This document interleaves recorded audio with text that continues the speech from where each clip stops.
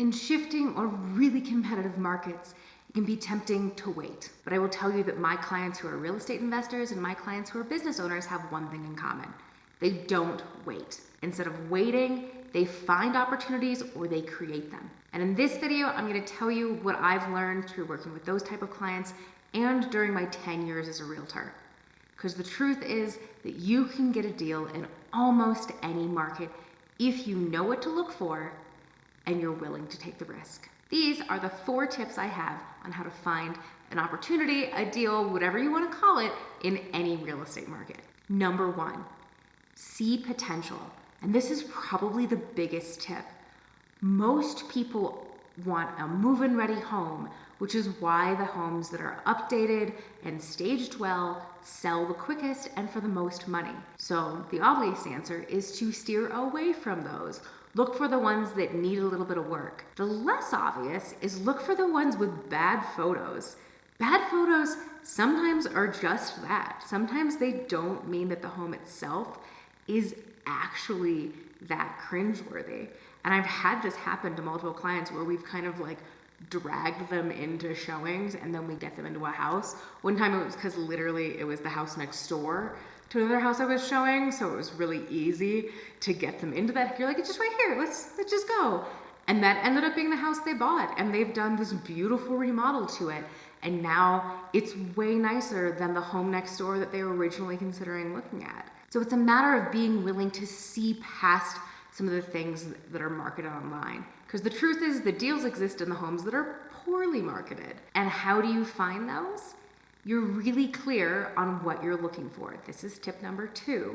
You need to be really clear on the stats that you're looking for. If you need a certain square footage, certain bedroom count, or if it's an investment property, if you need it to cash flow a certain way, or you want it to be within a certain part of town. If you're really clear on sort of those unchangeable factors, then we can use the MLS to dial in to find those properties, and then finds the ones that have terrible photos and have aged on market and have done multiple price drops, or maybe have done 0 price drops, because we do get sellers who would take a lowball offer, but they just think that that's gonna come and they won't do a price drop. So if we're really clear on your stats, it's easier for us to identify the opportunities where we can see the potential. Tip number 3 is even though those homes have probably aged on market, you need to be willing to act quickly.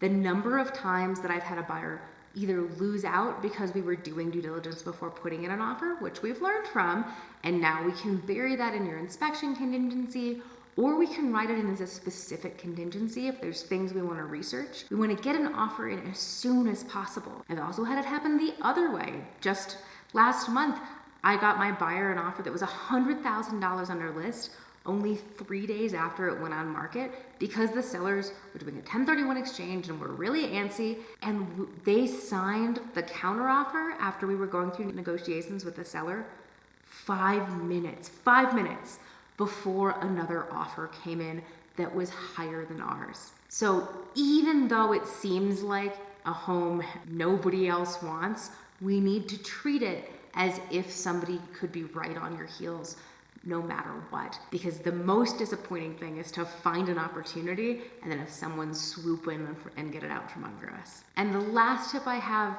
is kind of cheesy, corny. It's to be brave.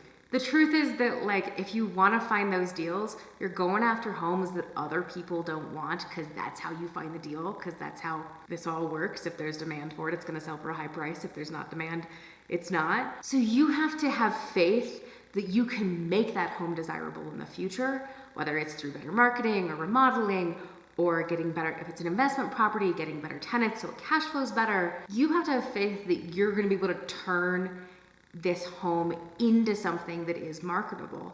And that does take some courage, but that courage pays off. If you're looking to find a deal in this market, I'd love to chat with you about how we can work with your specific wants and needs in a property to identify opportunities here in Summit County. And I also service Lake, Park, and Chaffee County.